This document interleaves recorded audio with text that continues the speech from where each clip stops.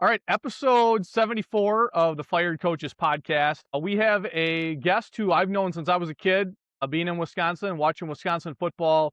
He's been around the college football scene, basically coast to coast, a lot of different areas. We'll kind of touch on his background here, but he's seen national championships, he's seen Rose Bowls, he's seen highs and lows, and has written a book recently called The Locker Room Is Not for Sale, which is a book that I just finished. It's a real easy read, over 100 pages long.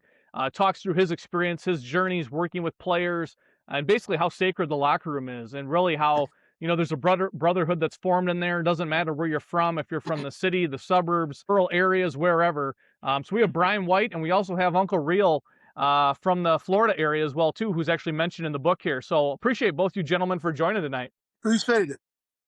Yeah, thrilled to be here, and really can't wait to spread the locker room gospel over the next 45 minutes to an hour and share some great stories and insights with you. Yeah, absolutely. So I guess, Coach White, when did this all start about wanting to write a book? Obviously, you've been in the game over 30 years coaching. Again, a lot of different stops that we'll touch on, but where did that kind of idea, was this always kind of journaling in the background, or was it just at one point where you're like, I'm just going to write this out? Well, I've always wanted to write a book, and honestly, when we got fired at Colorado State as a staff, I had a little spare time before I got hired at Bowling Green. I had about 2 months where I was just in limbo, and my wife basically said, well, I don't have a lot of hobbies. And so she said, why don't you write the book that you've always wanted to write? So I started putting pen to paper and wrote down some ideas and put the initial phases of it together. And then just really last year, just really accelerated it and put it all together. It was a lot of fun. Did you, I guess we've had a person on here, one or two on the 74 episodes that we've had that have written books. Was everything top of mind, or was it kind of fun digging back into some of these stories from the past? Like you had mentioned the Notre Dame experience a little bit, obviously UNLV, Wisconsin, some of your earlier days in coaching. Was it kind of fun to dig back into some of those stories and tell what had happened on that journey? It was wonderful to take a little journey backwards and really reflect on all the places I've been. I've been to some great places, around some great players and coaches and cities and neighborhoods and friends. It was really a cool reflection, and I just really enjoyed it. What the book has shown me is all the locker rooms that I've been a part of have sold this book. It started off like gangbusters. I mean, it was on the top lists, Amazon's best-selling list for a while there. It slowed down a little, but it's still moving. But what it showed me is the power of the locker room. The book is called The Locker Room's Not for Sale, and the locker room is a very transformative place. And I think it's a really powerful, powerful place with great values that transcend your playing days. The locker rooms that I've been a part of have sold this book, from my dad's high school locker room to my high school locker room, to Harvard, to Fordham, to UNLV, to Notre Dame, Wisconsin, Washington, Syracuse, Florida, Colorado State, Boston College, and now Bowling Green. They've all sold the book, and it's been great. I've met great people like Uncle Real right here, who's prominently featured in this book, because the locker room brought us together. The locker room brought a white coach from Boston and connected me to Uncle Real 305, a black man from Miami who lived a lot of his life on the streets, and he'll share some insights and stories because his nephew was one of my players. And it's really fascinating, and we've developed a phenomenal relationship. He's got great wisdom, and I'd like to just let him talk a little bit about how we connected. So in the book, you mentioned Jason Patterson at Bowling Green, who I believe was a running back. Jason, excuse me. And his uncle is obviously Uncle Real, who's on with us. So Uncle Real, just kind of talk about how you guys had connected years back. Well, see, it's one thing about it. Once you meet somebody that's real, it's like meeting family. It don't matter what color you are. It doesn't matter how tall you are. It doesn't matter, because real has no color, and real is always real. You know what I'm saying? Real has no color, brother. And one thing about it, when I met Coach was so real that I was like, well, listen, Coach, but it was so freezing cold. And Coach looked at me and Coach said, I came up with my Florida deal. I was in Bowling Green at a game. And Coach looked at me and Coach just automatically came and I didn't ask. He just came over being real. And he just came over and said, hey, come on over here after practice was over with, and we went across the street to the stadium with the office, and he got me ready for the game for the next day. And I'm talking about this was the coldest game I ever been in. And I said to myself, you know what, BY? You one of the realest dudes I've ever met. You understand? And that's when I always told him, real has no color, brother. Real is rare, and real has no color. You either real or you fake. You know what I mean, Marcus? Yeah, And one 100%. thing about the locker room, and when he made this book, this is such a powerful book because one thing about the locker room, there is no frauds in them. And the locker room, the locker room will not take no prisoners. You know what I mean? Yeah. And when me and him met, it was like we created a new religion, so to speak, realism. Because I Yeah. never majored in anything. I grew up in Miami in a tough environment, during the 80s, 90s. You know how Miami was back then. I grew up in that. And one thing I always taught my nephews was to always stay out of the streets and to just, always be real and authentic. And that's when I met Coach, and we just took off from there, brother. So talk about being real, and obviously I love that line, real is rare, because I agree with that, right? It's funny, I got together with a former player I had coached. We went golfing the other day, and we were talking about somebody, and we were talking about, like, what do you think of that person? Like, we've never actually talked about this. And he wrote down how the person he thought was fake.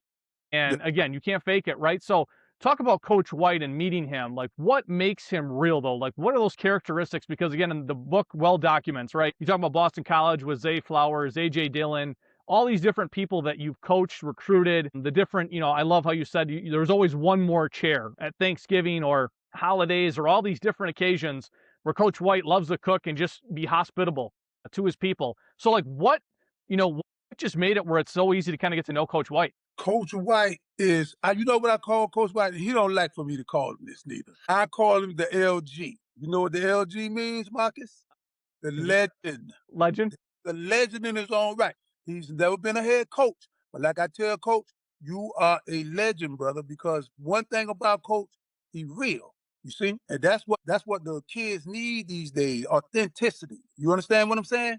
And Coach just and when like I said, when we first met, Coach just from day one been perfectly real. You understand what I'm saying, brother? And that's something you can't teach. You see, it's either in you or it's not. And one thing about Coach, and you met him before, you know him. How did he come off to you when you first met him the first day? Yeah, we talked on the phone, and again, he just seems authentic, like genuine, right? And see, that's what I tell him all the time. This book, everybody go once the world hear Coach, the world needs to meet Coach. That's why I tell him all the time, because what he's preaching and what he teaching is real. Like he always said about, tell him about the coaching job, Coach. I'm gonna say what the coach from Notre Dame told you about the if you want to coach the players. What the first lesson he taught you, Coach? Yeah, Joe Moore, the legendary offensive line coach. I was working with him, and he said, "You want to be a great coach someday?" And I said, "Yeah." And I said, he goes, "Feed him. If you feed him, you can coach him hard." And Joe was a really crusty, And that's real. Old school kind of guy. old that's school real, kind man. of guy, but those players loved him. He coached them so hard, and they have the offensive line award is given to the best offensive line in America, is named after Joe Moore. And he said, if you feed them, they'll trust you, and you can coach them hard. And I've always done that, and thankfully I have a wife that loves doing the same thing with the players and getting around the players. And I feel really blessed that I've been able to expose that part of my family to the players. And I think it's really important that they see you outside. I talk about coaching outside the lines without a whistle as much as I coach inside the lines with a whistle. In today's day, you have to coach outside the lines without a whistle. If you don't, you're not going to be a very good coach, because you're not going to know your players. They're not going to respect you. They're not going to respect you like they respect you, Coach. They know. You see, One thing about it, real recognizes real anywhere around the world, right?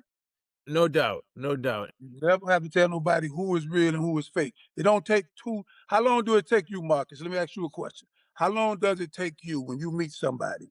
How long does it take you to realize whether they are real or is they fake? You don't really know them, but you can pretty much have a guide on which way he's headed. Yeah, I would say within 5 to 7 minutes, Exactly. right? You see what I'm saying? I'm gonna say like 1 minute, but see, I was raised differently because I grew up in Miami in them treacherous days. Because back then in the streets, you had to, I had to be a little quicker of characteristics. Had to have your Because flags up a little bit more, be more aware. exactly, because if you get introduced to the wrong person and you don't know if they're real or fake, immediately you could end up in a river. Yeah, That's how Miami was back then, straight up. for So sure. so you got to be quick on your toes. So I'm gonna say, pretty much 1-2 minutes, if that. You know what I mean? But Yeah. Well, what? Real, I want you to share with Marcus and the audience who you traveled with when you were working the streets of Miami every night, and why you decided to leave the streets of Miami. Now, one thing about it, always when I was in the streets of Miami, and I always had the Bible was my passenger in my Cadillacs, all my Cadillacs. Anything I drove, nobody seen it. I never had the Bible on the top of the dashboard. I always believed that that's how I made it out of them streets of Miami, because Miami at the time was the murder capital, drug capital, all that there. You understand? And I was young and I was in the streets. But I always had the Bible as my passenger. And like I always told Coach, I say one time, what got me out of the streets, one time I had a Cadillac that got bombed. You see? So yes, we was moving like that, and I was young and dumb. But now, that's how right now I have 4 nephews in college football. You see? And Coach one of them, Jason Patterson. I got another one right now up there with Coach that plays safety, Juju. And then I have 2 at Wake Forest in the secondary, the Patterson boys, Vaughn Patterson and Josh Patterson, number 5. And remember them numbers there, number 5 and number 25. Right now, Josh got 25. And then I got one at the University of Miami, the starting free safety, Zachariah Poison. Wow. You see? So the key to them was that we kept them out of the streets. You see? So where we messed up at, like I tell my nephews all the time, listen, whatever we did, their daddy is my younger brother. So whatever we did, we're going to do the exact opposite. You see? Love that. No, that's And great. that's why they right there. All of them in college football right now. You see? That's interesting. But after my Cadillac, it takes something like that to change your life around. Sometimes, it all depends on who you are. But that's what it took for me. And I said, okay, it's time for me to get out of the streets and fly straight. Yeah. You know what I mean? No, it's a good story. I love to hear that. I didn't know there was that many that were out there playing ball. I had 5. One of them was running back with Coach, but he's out right now. Sure. But it's 4 of them in there now, Coach White, talk about, you mentioned the book a lot about perpetual recess and how, being outside and coaching, you feel like you're at recess all the time. You obviously talk a lot about your wife, who you mentioned, helping host, and she's taking photos and all these different things, that she's been so great along with your journey and helping raise the kids, who I thought was kind of interesting as well, too. Down the road, you actually got to work with your daughter on staff at Colorado State, which I thought was super unique. But talk about just being in coaching, living the lifestyle that you had, all the different places you've seen, and just to this day, where you still feel like it's recess, and kind of the reasons that you got in it to begin with after seeing your dad be a coach years ago. Yeah. So, Coach, he don't know Sally's the name I gave Sally, huh? I call Sally the real one. The real one. The Yeah, real one. she had to deal with this guy. So she Yeah. got to be real, That's No, true. no doubt. She's going straight to heaven. There's no doubt about that. Yeah, Sally's the real one. But Sally the I've always, when I made the decision to coach, I always knew I wanted to be a coach because I loved being in the locker room with my dad. And it was really cool. If anyone had a better life than me growing up, I want to meet him. I used to wear his Notre Dame Letterman's jacket to school every day from 3rd grade on. I still have it. I still wear it. I was just really proud that my dad played quarterback at Notre Dame. And I just loved being in the locker room. And the players at Belmont High School really treated me so great. And I couldn't wait to listen to his pregame speeches. And it was an unbelievable childhood. And I said, you know what, at the end of the day, why wouldn't I want to go try to pursue something like that I thought was not work, and that it was perpetual recess, and that I was always going we work hard and we make a lot of sacrifices, and at times it can be a very selfish profession that puts a lot of pressure on your wife and family. But thankfully, I married a great woman who has supported me through thick and thin, and she really has lived the vows of marriage and allowed me to go out and treat life like a grade school kid. And I'm 62 years old, and I still love every second of it. And I don't want to You speak blessed, bro. for my players, but I still connect with them. I still have the ability to connect with people, and that's the bottom line. And I've enjoyed every second of it. Yeah, Because go ahead, Coach, Uncle Real, go ahead. no, I was saying because coach is real, coach is authentic. You know what I'm saying? And I'm gonna tell you something, Marcus. Me coming from the type of streets I came from Miami, you can already take a guess how easily I make friends. You don't. You got what I'm saying? Yep. And me and Coach B. White hit it off day one. And now we doing the podcast. Eventually we gonna end up. I'm about to show you, Marcus. I do little documentaries. I'm gonna bring Coach into the documentary business with me. There you go. Called Rolling with the Real. Because the world needs to see it. You see, because there's no sign. We don't want to hear anything about no religions. We don't want to talk about no color, like politics, red, blue. We don't want to hear none of that. Our religion is realism, and you either real or you fake. If you real, you in our religion. You see? Yeah. So, but that's what I was saying about Coach. You know what I mean? Coach is just authentically real. And I don't make friends that easy. I don't let everybody in like that. I couldn't because that's how I was raised in Miami. You know what I'm saying? You ain't trusting nobody. You couldn't even trust Santa Claus. You see? That part. You understand? Coach got in immediately. So I knew right then how special he was. He don't know. I ain't never even told him that part, you see? Yeah. But Coach is very special, man. That's a special dude right there. And he need to be heard. His book need to be read. A lot of people could benefit from just knowing this guy, man. You understand? And that's my brother. And I'm glad to say he's my brother.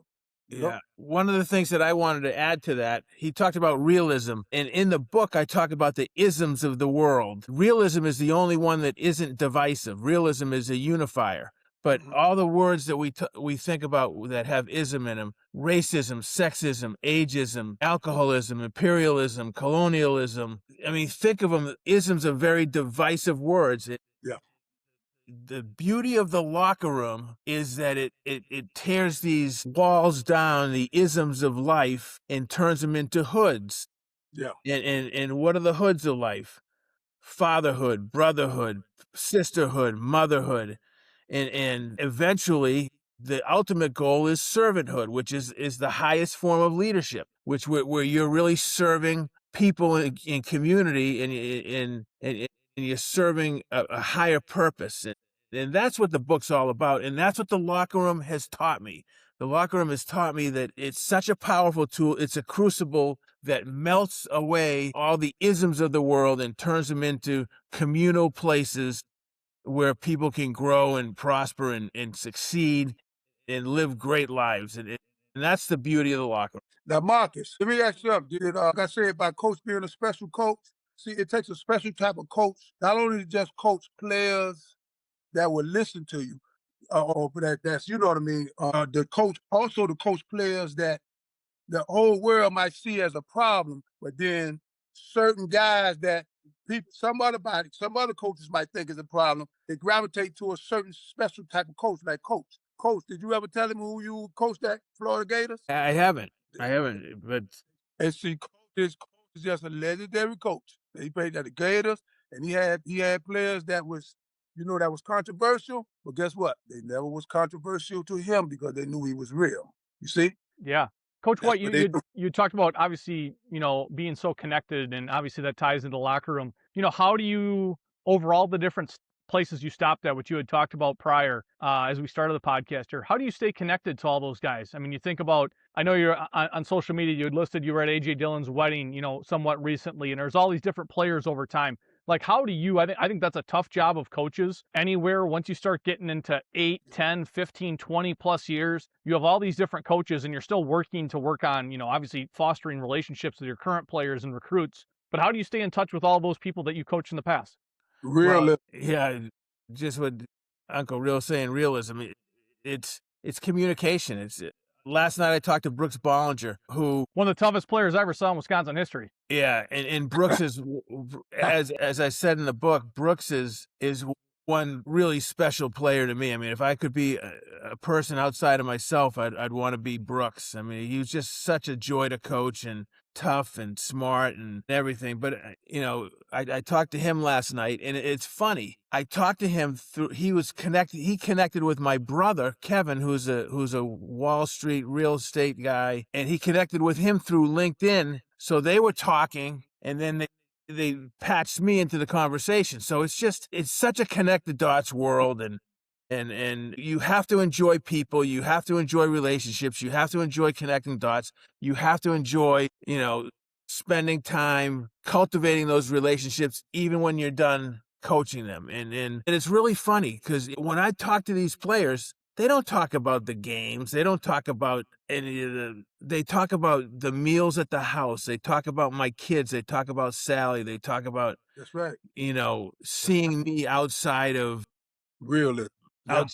out coaching outside the lines without a Right. whistle. And that's, that's really, really important. And you have to work at it and you have to enjoy it. And so you have to, the beauty of the technology has many pluses and many minuses, but one of the beauties of technology is it's easier to stay connected with a large group of people. And I do it at all these schools, and it's really fun. It's really fun.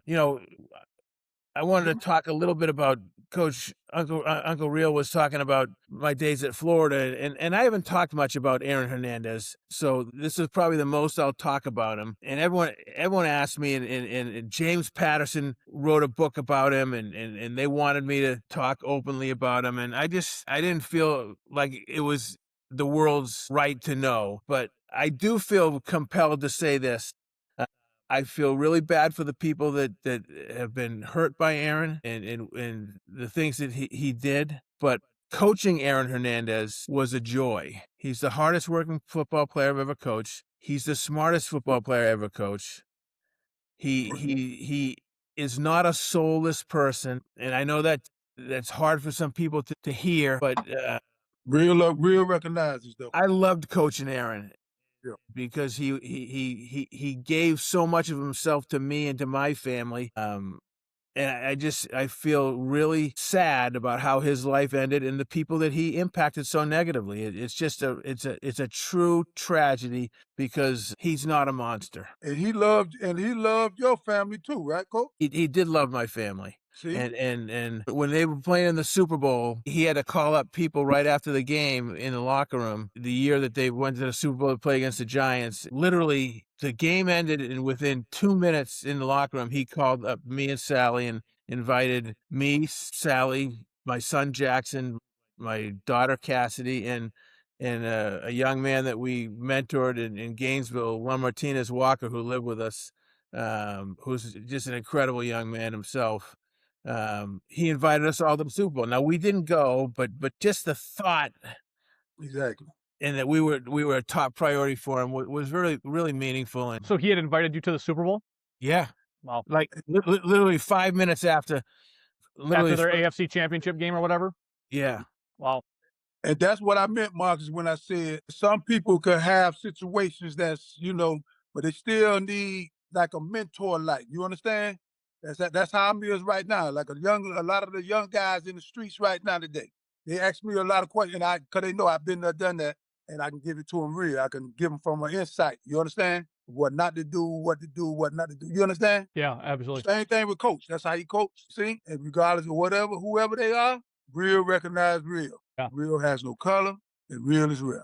And Coach, that's how me and coach are always connected. Yeah, Coach White, talk about again, obviously this is the Fired Coaches podcast, right? Like, you've gone through some turbulence, and again, this is where I love your career because you've seen the highest of the highs. Yep. Notre Dame, right? I mean, I want you to talk on after I asked this question. I saw on a different podcast you would talk about Lou Holtz's visualizations on Friday nights before games, which I thought was really cool. But, talk about, and it doesn't have to be an Aaron Hernandez situation, but obviously you invest so much into these kids and there's so many success stories. And there are some, right? Because nature of the beast, you're in it for a long time. Not everybody is going to be successful or stay at your school or whatever. Talk about just the tug and pull of like how much it is when you invest into somebody, you put everything in there, and then maybe they leave your program. And obviously in today's world of NIL and portal, there's a lot more movement than maybe there was in the past. But just talk about like the benefits and rewards to seeing people who maybe people were like, that guy's not going to make it, and he ends up walking across the stage, gets a great job, or those that you thought maybe there's no way that they'd have any hiccups in the road, and they don't make it. So just kind of talk about that in your career, and again, all the effort that you put into young men. Yeah. Well, there've been a lot of remarkable young men that have been involved with it. Are just the whole premise of coaching, in my opinion. And Eddie George said it great in USA Today article just yesterday. It was a great article. Who's now your current boss, correct? George is just a phenomenal human being, and he said coaching is God's work. Yeah. And he said, I'm going to coach as long as they let me coach, and I'm going to share whatever I can to help people become the best that they can be. And I'm paraphrasing, but just to work with a man of his caliber, but he really treats it as God's work. Real. That's real, Coach. And one of the things that Uncle Real and I talked about just the other day is the big G. Who's the big G? The big G is God. Right. And all the big G. There's all in the streets. There's little G's. There's OGs. There's but the big G. The wannabe G's. Don't leave them out. Yeah, the wannabe G. Yeah, exactly. But the big G is God, and God spelled backward is dog. So we're looking for dogs as coaches. We're looking for guys that want to go out there and play hard and become the best that they can be. And there's always disappointments, but very few that go through a football experience, because it's so hard that most of them can get through life and the traffic of life because of what they've gone through in college and what they go through in football. And it's really rewarding to see all the successful fathers and men that they become. And Father's Day is coming up, and I hate Father's Day. Yeah. Because it should be called Dad's Day, because there's a big difference between being a father and being a dad. Yeah. Anyone who has the biological capacity to recreate or procreate can be a father. But a real dad invests in their kids, and they invest in their players. They invest in their own children, and that's why I just wish they'd call it Dad's Day, because it's just different. And Coach, this gonna definitely be different this time, because you is now a what, Coach? Let him know. I'm a granddad. That's right. That's right. Congratulations. Jaden Jackson Prince. That's right. Yeah, and I'm going to be a double granddad here in July when my beautiful daughter-in-law gives birth to That's right. our baby girl in July. So we're excited about that, and be a double grandparent. And hey, Marcus, and you know, this is how you know God connected me and Coach. Another reason too. Tell him when the BK supposed. I called him BK, Boss King, the little Boss King. So tell him when the grandson birthday supposed that it came, and when he came, Coach. Well, he was supposed to come May 7th. Well, he came 3 weeks early on April 17th, which is one day after Uncle Real's birthday. Birthday. The stars are aligning. On April 17th, which is also the birthday of my niece. You know what I mean? Ain't that something? Small world, Marcus. So that's why I tell Coach, look, right now, when I wake up every morning, Marcus, first thing I do is I read the Bible. Now, I ain't never did that back in the day, But now this is what I do. And then I ask God to just guide me to where you want me to be, so I can get your message out to who I need to get it out to. Because I can get the message out to all these wannabe youngsters that want to be in the streets and everything. That's my job with God. That's how I feel, to get the message to them, because they're listening to me, because I've been there, done that. And me and Coach connected, and Coach on the real with the same thing. The locker room, the young football players that's coming up, the mentor, you see? And I tell Coach all the time, God is guiding me, brother. And it just keeps sending me signs. But me and Coach got something special to do. We got a message to get out, That's why I always say we got our own religion, and it's called Realism. Yeah, Uncle Real, what's it been like for you? You kind of touched on being in the streets in Miami and the tough days in the past, but you made kind of a pact or an idea of like your nephews, right? Like this isn't going to happen to them. So Yeah, what's it been like to see Jason and and all the other nephews you mentioned that are at Miami and Wake Forest and all these other schools playing, like, what does that mean to you that they stayed on the right path and obviously are exceeding at a high level in football? And you know what, Marcus? This is what it means the world to me. And listen, this is what I tell them all the time. Patterson boys won. It started with me, my older brother Joski, and their dad, Sean, what I call him Black. So anyway, but it ended in the streets of Miami. Now, Patterson boys 2 is all of my nephews now. And all of them, listen to this, graduated early. None of them even, by January, all of them was on college campus. So they graduated early. Nobody got a traffic ticket. I bet I find out about it anyway. So no, not even a piece of candy. So we just kept them out of the streets because we knew what messed us up. We got to do better and keep them away. We keep all of the foolishness away from them. You see, I'm like a buffer. Anything that comes at them, they don't even know it. They blessed because we there to keep a lot of the riffraff away from them, out of their way. And I give you a lot of credit for that, right? I mean, because again, it's easy to just kind of, what you've seen in some ways, just keep going along with the flow and they'll be all right. But you had enough senses of being like, no, we're going to make sure like we got some guardrails here. And listen, and knock on wood, NFL come around or whatever, you already know what comes with that. Yep. A bunch of fans, a bunch of can I get tickets? Can I get all the stuff? Which actually Coach White talked about in the book. Yeah. You got to stay on top of the game. You know what I mean? That's our job. He is Eddie, his uncle, his other uncle. You know what I mean? Yeah. We stay on top of it because we done been there, done that, and we ain't gonna let it happen to them. What happened to us? We ended our football career because we was halfway in the streets and halfway playing football. That ain't how it goes. You either 100% committed in that locker room, like Coach saying, or you get out of the way. Yeah. See, and we wasn't 100%. I'm not afraid to say it. We was not 100%. We was good enough to go to college football and everything. I even went to a JUCO one time, but we was in the streets. We was still in the streets, and we realized that, And so that's what it is. I'm going to talk about what we talked about the other day, D-Day. The D-Day. Exactly. D-Day. So D-Day's coming up, on June 6th when we storm Normandy. But D-Day for me and for Uncle Real, we were talking about it's called Decision Day. That's right. When you got to make some decisions in your life. I haven't had a drink for 20 years. Yeah. Because I got into a car one night and I don't remember getting in the car. I put the key in the ignition and I got pulled over and I got a DUI. Yeah. And I told my wife the next morning, I said, I know you don't believe me, but this will be my last drink. That'll be my last drink. And I haven't had a drink for 20 years and have no interest. It put everything in perspective for me. You got to make a decision whether you want to. Yeah. You want alcohol to rule your life, or do you want to be a dad? Do you want to stay married, or do you want, do you want to be an influence on young kids? And I talk about this openly because I think it's really important. Because particularly in college, when do you start drinking? Yeah. Excessively, mostly in college. Yeah, and I just feel it's important for them to know that blacking out is not cool. Something bad's going to happen. Yeah. I don't remember getting in the car and putting the key in the ignition. That's a bad thing. That's bad. So when you talk about the Big G, that's right. The Big G was looking over me that night. He's saying, "You know what? I'm gonna make a bad decision. Right. But you're not gonna kill anyone. You're just gonna have the embarrassment of what you have to own up to."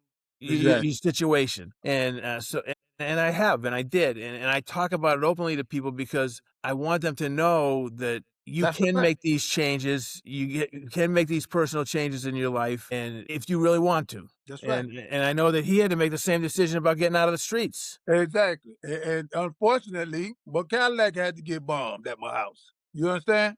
So some people just walk away. Some people, Miami was Miami, baby. Miami was another animal, So, and when you're young and you're in them streets like that, Miami was Miami. So, like I tell Coach the same thing. That's why we is connected. We got to get these messages out because God, we rolling with God, bro. You know what I'm saying? Yeah. We rolling with God right now, Marcus, and now you rolling with us too. You rolling with the real, Marcus. You're getting some real stuff. You talk about real talk, Marcus. You're getting stuff that hasn't been out in. That's right. Airwaves. Yeah. Right. No doubt. Coach White, you were at Syracuse, Washington, BC, Colorado State, all those jobs, which again, when we've talked about on this podcast before, it's always said if you're hired, you're going to get fired because that's just the inevitability of it. But going through those different stops and being let go, I know it doesn't get easier with time or things like that, but how have you continued to bounce back and stay in it longevity wise? I mean, from position coaches to being an OC to, again, being over at all these different places, across the country. Like I mentioned, you're at Washington, you're at BC, you're at Florida, you're at Colorado State, you're at all these different stops, with Wisconsin and Notre Dame and things like that mixed in. How have you continued to just get battling back and just stay on the horse? Yeah, good question, because it hasn't been easy. There've been some dark times and moments, and what I had to do is I had to really reflect on what brings me joy in my life. Why did I get into coaching? I got into coaching not to be a millionaire. Or money was the last thing on my. Yeah. Right. I got into coaching because I thought it was like perpetual recess. So I had to find that joy, and I've been able to do that. It was a really, when I left Wisconsin, it was really hard. I loved Wisconsin. I was there for 11 years. I poured everything into that place that I could pour into it. We had a lot of success, and it didn't end the way I wanted it to end. That's life. You got to deal with stuff. Roll with it. And I had to roll with it. So I had to go back and say, what is your joy? My joy is coaching. I love to coach. I don't need to coordinate. I love to coordinate, but I love to coach. I love to impact people. I love to get involved with them. And that's what I've been able to do, and to be able to bounce back from some of these adversities. And I've also been able to find some outlets, cooking, photography, which you read in the book. You have to find some outlets that give you some peace in your life so that you can have some joy. Give them the title, Coach. Coach, cooking with what? Cooking with Coach. That's right. Yeah, I said that in the book here. I mean, literally the mouth watering. I mean, at all the stuff that I'm reading, and just it's it's like diners, drives, and dives with Coach White. I mean, it's I feel like at all the different places, is there, if you could give us one or two, I'm not saying a list of 5, 10, 15, you could give us one or two of the best restaurants that you're like, if I'm back in that city, I'm going there. Do you have one or two places that you're like, that's a 5-star for sure in my book?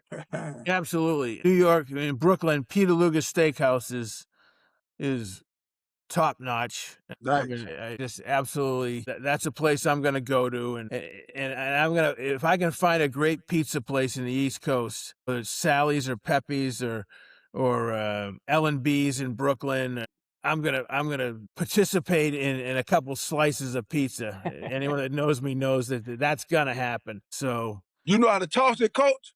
You know how to toss it like they do it on TV? You know what? I wish I did, because I have a little.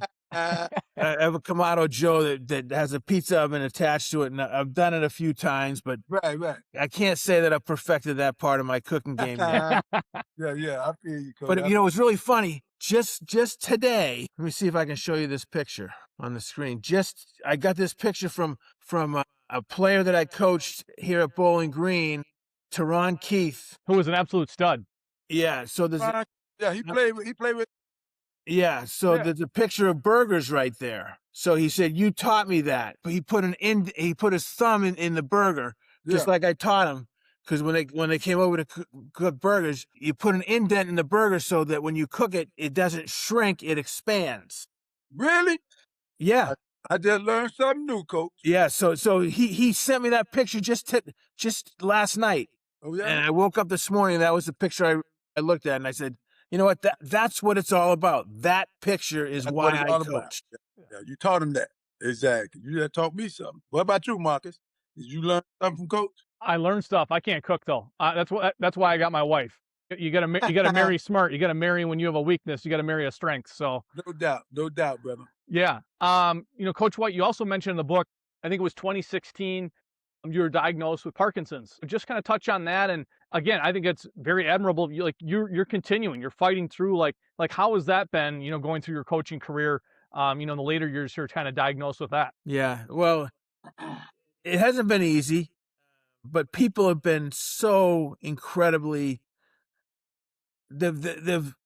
really put themselves out for me. You know, Steve Adazio at Boston College, when I got diagnosed, he was unbelievable to me and my family. Scott Leffler here at Bowling Green was incredible. You know, he allowed me to make sure I got home. I have to get my rest. I have to get home and make sure that I get a good night's sleep so that I can keep the dopamine levels high. Mhm. And then Eddie George has just been marvelous. So people have just been so overwhelmingly helpful. Nice. And they know what I'm going through. The players know what I'm going through. Yeah. You know, there's times during the day where they'll see me shuffling around because my dopamine levels aren't where they need to be. Yeah. And it's hard. It's hard. But you know what? You blessed. It's life, and you got to deal with the traffic of life. And it's just another great example of being part of a team. People right. support and help you. And people at Bowling Green here have just been amazing to me. So I'm very thankful and very grateful. Yeah. You know what, Marcus, like Coach was just saying, being thankful for the team. That one thing he left out, he always do this here, but I don't let him do it. He got to give credit thanks to himself too, because he is a hard worker. I talk to him sometimes in the morning. He get up every morning. The first thing he do is exercise. You see? So he get credit for that too now. And then another thing I want to point out is that the first time I learned about team, like Coach said, team, you know where I learned about team at for the first time in my life, Marcus? What's up? In the projects in Liberty City, Brown Sub, off 27th Avenue and 50th Street. The team, you know why? Because as we was little youth playing little football or whatever in the projects, moms and dads don't see everything. So when we on the next block over in the projects doing what we don't need to be doing, somebody in the projects got to say, y'all don't do that. You understand what I'm saying? Back in those days, that it was real like that. Nowadays, you can't talk to kids no more. They think you're trying to, something crazy going on now. Yeah. You know what I mean? But back then, you always had to have a mama away from, you understand? A brother that ain't your brother, but they look out for you like a brother. So that's teamwork. And that's the same thing what Coach got going on. But guess who the head of the team is? Coach. Because he wake up every morning and he work out. And he makes sure he takes his meds too. So don't shortchange your coach. You know what I mean? Absolutely. No, I appreciate that. Yeah, brother. Got to give yourself credit too now. You a soldier. And see, I'm also, that's another thing, Marcus. See, you see what you say about Parkinson? I'm a diabetic. See, so as we talk, now I can talk to the diabetics. First thing I do is work out. I got to work out. You got to eat right. Right. All of that. We're going to teach them all that there. Right, Coach? Absolutely. We're going to teach them how to eat right, what to eat. Now, Coach going to teach them what not to do and what not to do with Parkinson. I'm going to teach them what not to do with diabetes. You see what I'm saying? Yeah. And that's what's up. You know, Coach White, as we kind of wrap up here, I don't want to give too many things away in the book, but I do encourage people to go on Amazon and purchase it. Follow Coach White online because, again, this book is what I love. Like I said, it's just a little over 100 pages. It's a very easy read, which I'm a big fan of. It's not 230 some pages, straight to the point about his experiences and what you can learn. And it can be carried anywhere from the workplace and different organizations, not just in coaching. But you talk about in there the Wells Crowther story and the red bandana game at Boston College, which I think that video on YouTube has been documented of, kind of that on ESPN, I think it was from years ago, and is always a good video, as much as good can be used with 9/11 to kind of go back to those days and what he all did there. But again, I was mentioning early on, you had talked about visualization on Friday nights at Notre Dame with Lou Holtz. And, what was that all about and kind of his thing? Was that every Friday night before a Saturday game that the players and staff and everything like that, kind of visualize what the next day would bring? Yeah, it was awesome. I mean, Coach Holtz was such an incredible motivator, and no doubt. His speeches were just, I couldn't wait for his message. And so every Friday night he would, in the hotel, he'd have the players at 8:00 come down with their pillows, and they'd go into the grand ballroom and they'd lie down and they'd shut the lights out, and coaches could.